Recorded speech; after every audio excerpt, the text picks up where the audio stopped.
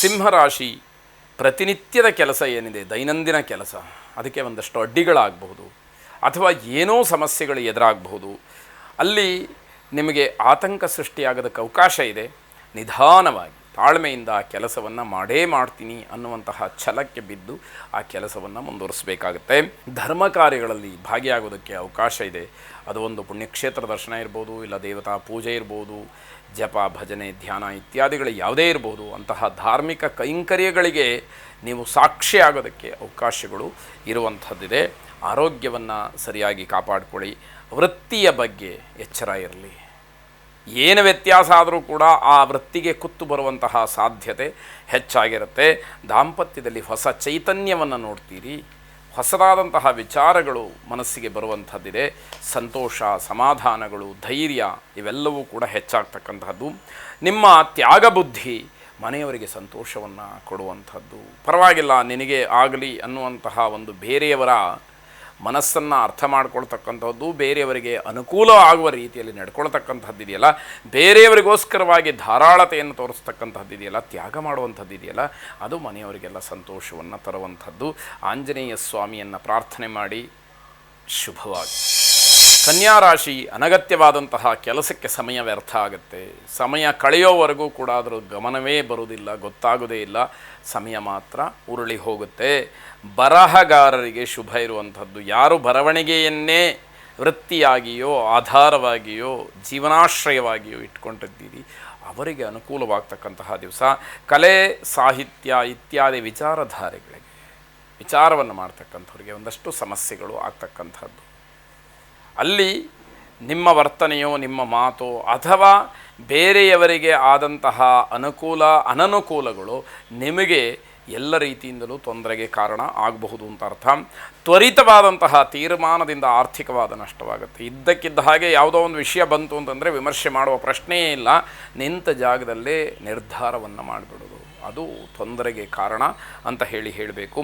ಸಾಲ ಪ್ರಕ್ರಿಯೆ ಏನಿದೆ ಅದು ಈ ದಿವಸ ಬೇಡವೇ ಬೇಡ. ಸಾಲ ಕೊಡೋದು, ತಗೊಳ್ಳೋದು, ಬೇರೆಯವರಿಗೆ ಕೊಡಿಸೋದು, ಸಾಲದ ವಿಷಯವೇ ಬೇಡ ಅಂತ ಹೇಳಿ ನಿರ್ಧಾರ ಮಾಡಿ. ಪರಿಶ್ರಮದ ಫಲ ನಿಮಗೆ ಸಿಕ್ಕಬಹುದು. ಅಂದರೆ ಎಷ್ಟು ಕಷ್ಟಪಡ್ತೀರೋ ಅದಕ್ಕೆ ತಕ್ಕ ಪ್ರತಿಫಲ ನೀವು ನಿರೀಕ್ಷೆ ಮಾಡೋದರಲ್ಲಿ ಯಾವ ತಪ್ಪೂ ಇಲ್ಲ. ಆ ಫಲ ನಿಮ್ಮದಾಗತಕ್ಕಂತಹ ಯೋಗವೂ ಕೂಡ ನಿಮಗೆ ಒದಗಿ ಬರುವಂಥದ್ದಾಗುತ್ತೆ. ಕುಲದೇವತಾ ಪ್ರಾರ್ಥನೆಯನ್ನು ಮಾಡಿ. ಶುಭವಾಗಿ. ತುಲಾರಾಶಿ, ನಿಮ್ಮ ಭಾವನೆಗಳು, ನಿಮ್ಮ ಆಲೋಚನೆಗಳು ನಿಮ್ಮನ್ನು ತಪ್ಪಿನ ಕಡೆಗೆ ಕರ್ಕೊಂಡು ಹೋಗುತ್ತೆ.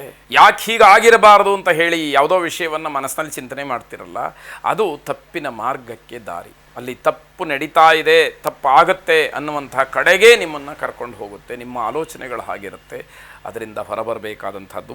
ನಿಮ್ಮ ಸ್ವಾರ್ಥಕ್ಕೋಸ್ಕರವಾಗಿ ಬೇರೆಯವರಿಗೆ ಬೇಸರವಾಗುತ್ತೆ. ನೀವೇನೋ ಚೆನ್ನಾಗಿರಬೇಕು, ನಿಮಗೆ ಅನುಕೂಲ ಆಗಬೇಕು ಅಂತ ಹೇಳಿ ಬೇರೆಯವರನ್ನು ಬಲಿಪಶುವನ್ನಾಗಿ ಮಾಡ್ತೀರಿ. ಅದು ಬೇರೆಯವರು ಅದರಿಂದ ತೊಂದರೆ ಪಟ್ಟುಕೊಳ್ತಾರೆ, ಬೇಸರ ಪಟ್ಟುಕೊಳ್ತಾರೆ, ನೋವು ಪಟ್ಟುಕೊಳ್ತಾರೆ, ಕಣ್ಣೀರು ಹಾಕ್ತಾರೆ.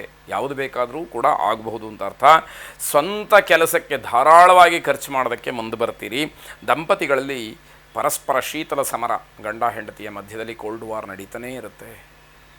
ಒಬ್ಬರು ಹೇಳಿದ್ದು ಮತ್ತೊಬ್ಬರಿಗೆ ಆಗದೇ ಇರತಕ್ಕಂಥದ್ದು. ರಾಜಕೀಯ ವಿಚಾರಕ್ಕೆ ಸಂಬಂಧಪಟ್ಟ ಹಾಗೆ ರಾಜಕಾರಣಿಗಳು, ಪ್ರಭಾವ ವ್ಯಕ್ತಿಗಳು ನಿಮ್ಮ ಮೇಲೆ ಅವರದ್ದೇ ಆದಂತಹ ಅಧಿಪತ್ಯವನ್ನು ಸ್ಥಾಪಿಸ್ಬೋದು, ಪ್ರಭಾವವನ್ನು ಬೀರಬಹುದು ಅಂತ ಅರ್ಥ.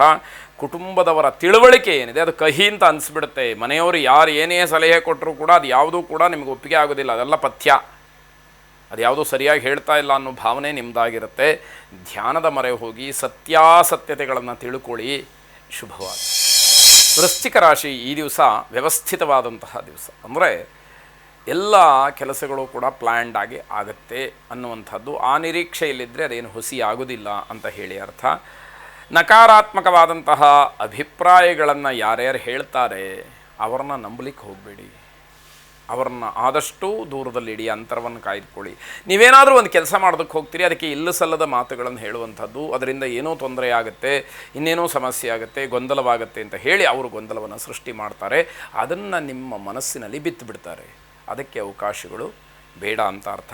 ವೈವಾಹಿಕ ಜೀವನದಲ್ಲಿ ಏನೋ ಒಂದು ರೀತಿಯ ಕಲಹ ಆಗತ್ತೇನೋ, ಜಗಳ ಆಗತ್ತೇನೋ, ಇದು ಪೂರ್ವಭಾವಿಯಾಗಿ ನಿಮಗೆ ಗೊತ್ತಿರುತ್ತೆ. ಈ ವಿಷಯವನ್ನು ನಾನು ಮುನ್ನೆಲೆಗೆ ತಂದರೆ ಜಗಳ ಆಗೇ ಆಗತ್ತೆ ಅಂತ ಗೊತ್ತಿರುತ್ತೆ. ಆದರೂ ಕೂಡ ಕೆಲವು ಸಂದರ್ಭ ಅನಿವಾರ್ಯತೆಯನ್ನು ಸೃಷ್ಟಿ ಮಾಡುತ್ತೆ ಅಂತ ಅರ್ಥ.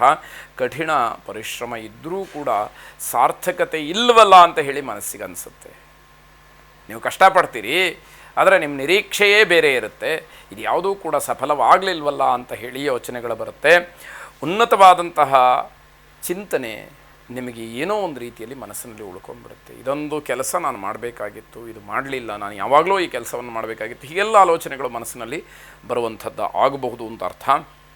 ಹಿರಿಯರ ಆಶೀರ್ವಾದವನ್ನು ಪಡ್ಕೊಳ್ಳಿ, ಹಿರಿಯರ ಮಾತನ್ನು ಕೇಳಿ, ಅವರ ಮಾರ್ಗದರ್ಶನವನ್ನು ಅನುಸರಿಸಿ, ಅವರ ಮನಸ್ಸನ್ನು ಗೆಲ್ಲುವಂತಹ ಪ್ರಯತ್ನವನ್ನು ಮಾಡಿ. ನೀವು ಹೇಳಿದಾಗೆ ನಾನು ಮಾಡ್ತೀನಿ ಅನ್ನುವಂತಹ ಒಂದು ದೈನ್ಯ ಭಾವ ನಿಮ್ಮಲ್ಲಿ ಬಂದರೆ ಉತ್ತಮವಾದಂತಹ ಸಲಹೆ, ಮಾರ್ಗದರ್ಶನ, ಮಾತು, ಸಹಾಯ, ಸಹಕಾರ ಎಲ್ಲವೂ ಕೂಡ ನಿಮಗೆ ಸಿಕ್ಕುವಂಥದ್ದು ಶುಭ.